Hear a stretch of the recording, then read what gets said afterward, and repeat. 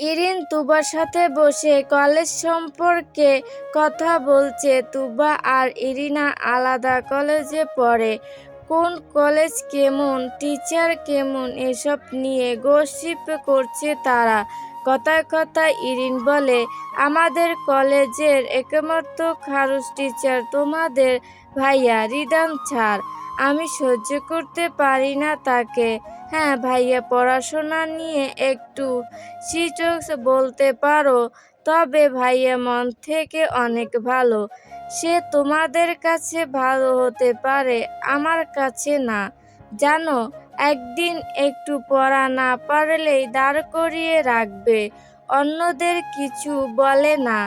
যেদিন আমি পড়া পারবো না সেদিন শাস্তি দিবে, যেদিন পারি সেদিন দেখবা বাকিদের বসিয়ে দেয়। তাহলে বলো, আমার সাথে ওনার নিশ্চিত পার্সোনাল শত্রুতা আছে, নয়তো আমাকেই কেন শাস্তি দিবে? তুবা চিন্তিত ভঙ্গিতে বসে থাকে। আসলেই তো, ভাইয়া কেন ইরিনের সাথে এমন দুমুখী ভাবনা পোষণ করবে? পাশ থেকে হৃদা এতক্ষণে মুখ খুলে মৃত গলায় বলে, তোমরা ভাই বোন অনেক বোকা, খাঁটি রত্ন চিনো না, তাই এমন ভাবনা ভাবছো। ইরিন আড়ালে মুখ বাঁকিয়ে সামনে বলে, তুমি কি নিজেকেও খাঁটি রত্ন বলছো?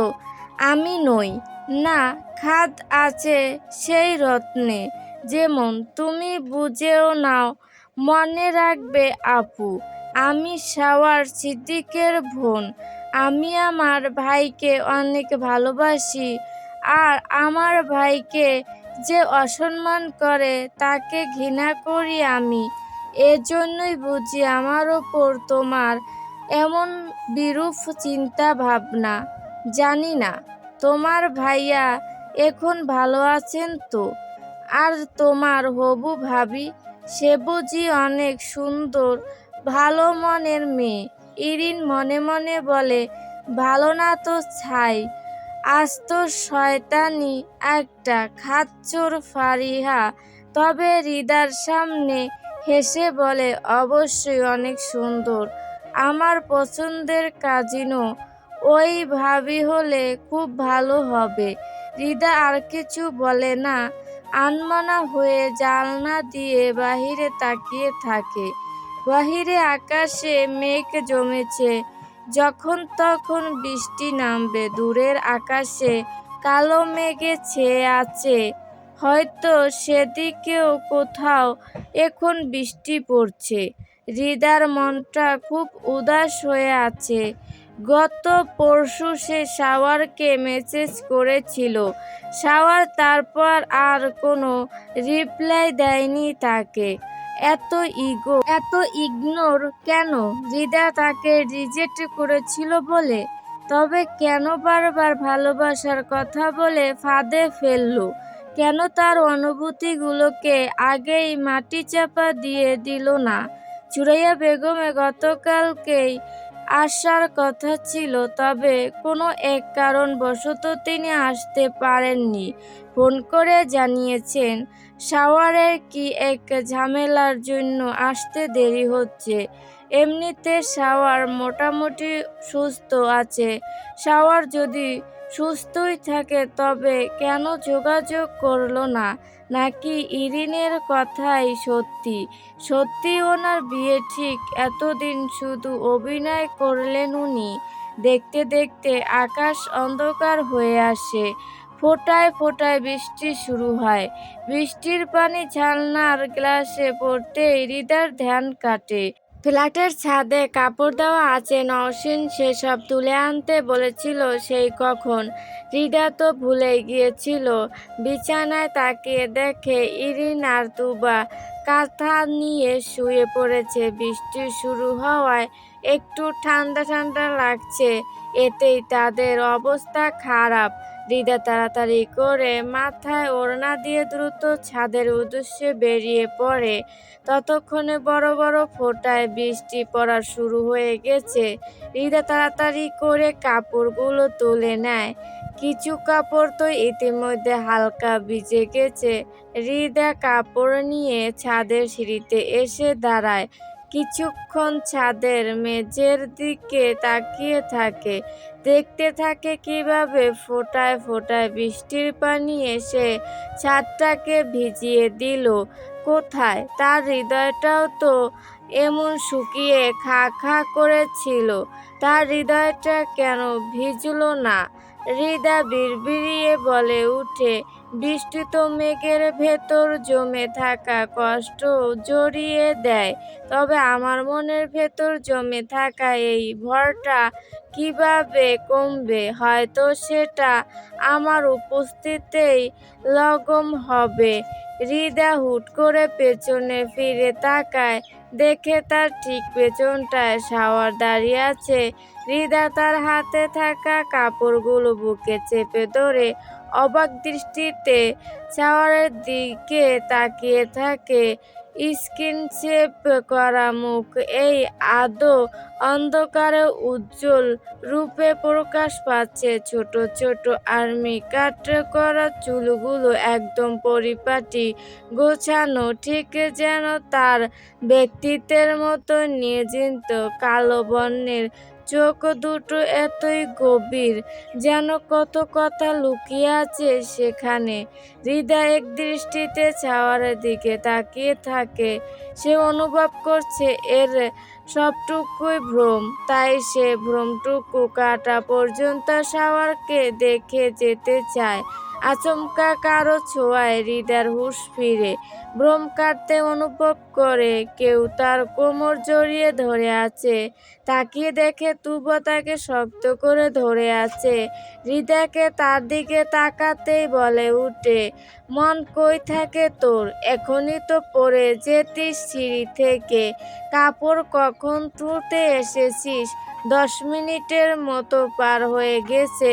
কোন ধ্যানে পড়েছিলিস তুই? হৃদা তুবাকে দেখে বলে, তুই আসার সময় কাউকে দেখেছিস সিঁড়ি দিয়ে নামতে? না তো, কেউ ছিল না। আচ্ছা চল বাসায় যাই। হৃদা কাপড় নিয়ে আগে আগে যেতে থাকে। পেছনে তুবা অবাক দৃষ্টিতে তাকিয়ে থাকে। হৃদা আসতে দেরি হচ্ছিল বলেই মা তুবাকে পাঠিয়েছে। সে যখন এসেছিল হৃদাকে সিঁড়ির ধারে একদৃষ্টিতে সামনের দিকে তাকিয়ে থাকতে দেখে হঠাৎ হৃদা পড়ে যেতে নিলেই সে কোনো রকমে দৌড়ে এসে ধরেছে, নয়তো সোজা সিঁড়ি দিয়ে পড়ে যেত। হৃদা কি পাগল হয়ে গেল নাকি? এমন অদ্ভুত ব্যবহার করছে কেন? সন্ধ্যায় হৃদা নিজের মনকে ডাইভার্ট করতে বই নিয়ে বসে। এমনিতে সে তেমন বই পড়ে না, পরীক্ষার আগে নাকে মুখে পড়ে পরীক্ষা দেয়। এখন তার মন ভালো নেই বলে বই নিয়ে বসেছে। বই সামনে রেখে শুধু খাতায় লেখালেখি করছে। হঠাৎ কলিং বেলের আওয়াজ পায়। অনেকক্ষণ ধরে কলিং বেল বাজতে থাকলে হৃদার মেজাজ খারাপ হয়ে যায়। কে না কে এসেছে ভেবে ওড়না মাথায় দিয়ে দপ দপ করে দরজার দিকে এগিয়ে যায়। বিরক্তি নিয়ে দরজা খুলতেই তার চোখ ছানাবড়া হয়ে যায়। সামনে থাকা ব্যক্তিটি সত্যি মানুষ নাকি তার ভ্রম, তা নিয়ে সে ভাবনায় পড়ে যায়। বাড়িতে ঢুকতে দিবেন না ম্যাডাম? বাহিরেই দাঁড়িয়ে থাকবো নাকি? হৃদা কোনো কথা না বলে দরজা থেকে সরে দাঁড়ায়। সে সরে দাঁড়াতেই শাওয়ার তার মাকে নিয়ে বাসায় প্রবেশ করে। এখনো হৃদা অবাক হয়ে দাঁড়িয়ে আছে। সে আনমনেই দরজা আটকাতে গেলে নওশিন বেগম দরজা ধরে আটকায়। দরজায় বাধা পড়তেই হৃদার হুঁশ ফিরে। হৃদা তাকিয়ে দেখে তার মা এসেছেন। তার মানে তিনি বাহিরে ছিলেন এতক্ষণ। তিনি তাড়াহুড়ো করে বাসায় প্রবেশ করেন।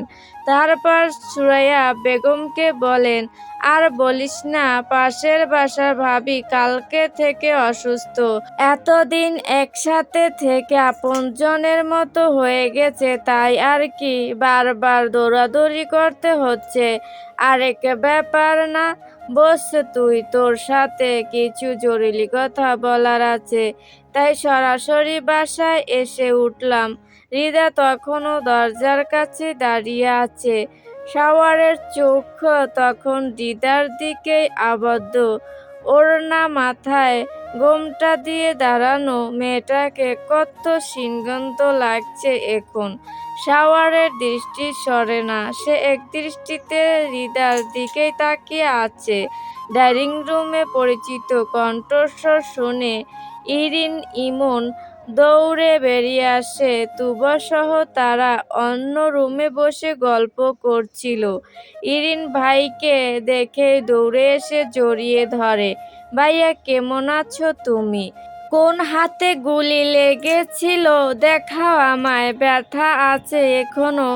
ইরিন শাওয়ারের দু হাত উল্টে পাল্টে দেখতে থাকে। ইমনও এসে ভাইয়ের পাশে দাঁড়ায়। শাওয়ার তাদের সামলাতে থাকে। জার্নি করে এসে সে ক্লান্ত হয়ে গেছে। তুবা এগিয়ে গিয়ে বোনের পাশে দাঁড়ায়। হৃদা এক পলক শাওয়ারের দিকে তাকায়, যে কিনা এখন নিজের ভাই বোনের সাথে কথা বলছে। এক পর্যায়ে শাওয়ারের সাথে হৃদার চোখাচোখি হলে হৃদা অভিমানী দৃষ্টি নিক্ষেপ করে রুমে চলে যায়। হৃদাকে চলে যেতে দেখে শাওয়ার মুচকি হাসে। মেয়েটা বড্ড অভিমান করেছে, তবে এবার এই অভিমান ভাঙতে কতদিন সময় নিবে? তার হাতে তো এত সময় নেই। খুব শীঘ্রই হৃদার মনের মরুভূমিতে বৃষ্টির আগমন ঘটিয়ে মনটাকে শীতল করতে হবে। ঠিক যেমনি প্রকৃতির বৃষ্টির আগমন প্রকৃতিকে শীতল করে তোলে। একে বেঞ্চ টিউশনি পড়িয়ে রিদান বাহিরে বেরিয়ে আসছে। একটা দোকানে দাঁড়িয়ে সে একটা সিগারেট ধরায়। বিকেলে বৃষ্টি পড়ে রাস্তাঘাটে ভিজে আছে। ভেজা রাস্তার দিকে তাকিয়ে রিধান সিগারেটের ধোঁয়া ছাড়ে। ধোঁয়াগুলো শূন্যে মিলিয়ে যায়, ঠিক যেমনি খুব কাছের মানুষগুলো কখনো কখনো মিলিয়ে যায়। রিদান শূন্য দৃষ্টিতে সন্ধ্যার আকাশের দিকে তাকিয়ে থাকে। আজকের দিনটা তার জন্য খুব স্মরণীয় একটা দিন। এমনই একটা দিনে তার খুবই কাছের একজন তাকে শূন্য করে দিয়ে চলে গিয়েছিল। ভুলটা তার একটাই, সে পড়াশোনা জানা বেকার। একটু অপেক্ষা করল না সে, একটু সময় দিত তাকে। এই তো আজ সে চাকরি করছে, একটা কলেজে ভালো বেতনের চাকরি করছে, টিউশনি করাচ্ছে। এইটুকু দিয়ে কি একটা সংসার চালানো সম্ভব না? নাকি সে ভুল মানুষকে ভালোবেসেছিল? হয়তো ভুলই ছিল, নয়তো পারত তো কিছুদিন অপেক্ষা করতে। তা না করে সে চলে গেল তাকে শূন্য করে। ফোনের আওয়াজে রিদানের হুঁশ ফিরে। ফোন হাতে নিয়ে দেখে নওশিনের ফোন। সে কল রিসিভ করে বলে, বলো খালামণি। ওপাশ থেকে সব শুনে সে বলে, ঠিক আছে, আমি বন্দোবস্ত করছি, তুমি খালুকে টেনশন করতে মানা করো, আমি সব গুছিয়ে নিয়ে আসবো। আরেকটা টিউশনি আছে আমার, শেষ করেই আমি বের হব। কথা শেষ করে রিদান হাতের সিগারেট ফেলে ক্লাসে যায়। এই ব্যাচটা পড়ানোর পরই ছুটি দিয়ে দিবে।